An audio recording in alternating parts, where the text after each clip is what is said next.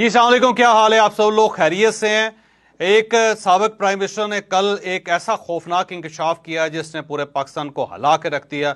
उन्होंने बताया कि जब कौमी असम्बली की मुद्दत खत्म हो रही थी तो आखिर में 25 यूनिवर्सिटियों को चार्टर दिया गया और इस चार्टर में करोड़ों रुपए कमाए गए। उन्होंने ये बताया कि 15 से लेके 25 करोड़ रुपए पे चार्टर बिके हैं और उसमें एमएनएज और सेनेटर्स ने बाकायदा पैसे लिए।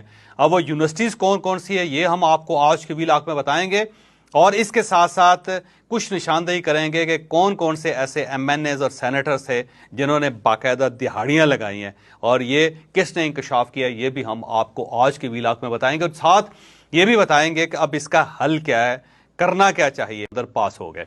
अब इन पे शाहिद खाखान अब्बासी साहब ने कल एक बड़ा दिलचस्प तबसरा किया। उन्होंने कहा कि मेरी अपनी इंफॉर्मेशन ये है कि इसके अंदर 25 यूनिवर्सिटियों को चार्टर दिया गया था कि आप पाकिस्तान के अंदर कारोबार कर सकते हैं।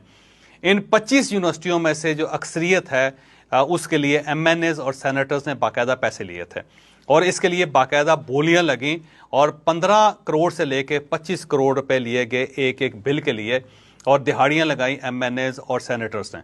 बल्कि उसमें उन्होंने कहा कि कुछ एमएनएज और सेनेटर्स ऐसे हैं कि जिन्होंने यूनिवर्सिटियों में बाकायदा शेयर लिया, यानी वो शेयर होल्डर बने और उसके बाद फौरी तौर पे इनको पास कर दिया गया और उसके अंदर बहुत से लोग इन्वॉल्व थे, कुछ सेनेटर इन्वॉल्व थे, कुछ एमएनएज इन्वॉल्व थे।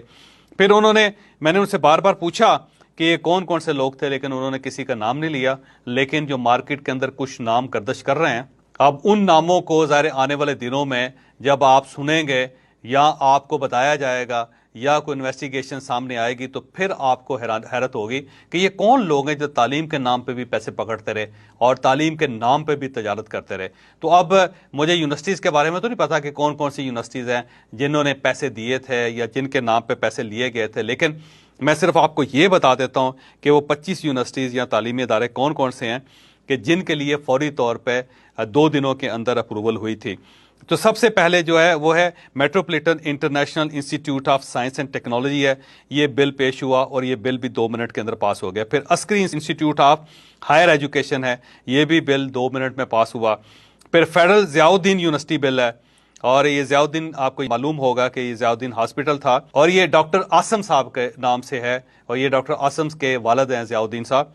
और दी शाह बानो इंस्टीट्यूट जड़ांवाला, ये जड़ांवाला के अंदर जिसमें ये वाकया पेश आया, क्रिश्चियन कम्युनिटी के ऊपर हमला हुआ था, वहाँ पे एक शाह बानो यूनिवर्सिटी बन रही है, एक इंस्टीट्यूट बन रहा है। अब इनके बनाने वाले कौन लोग हैं ये भी फाइल खुलने वाली है।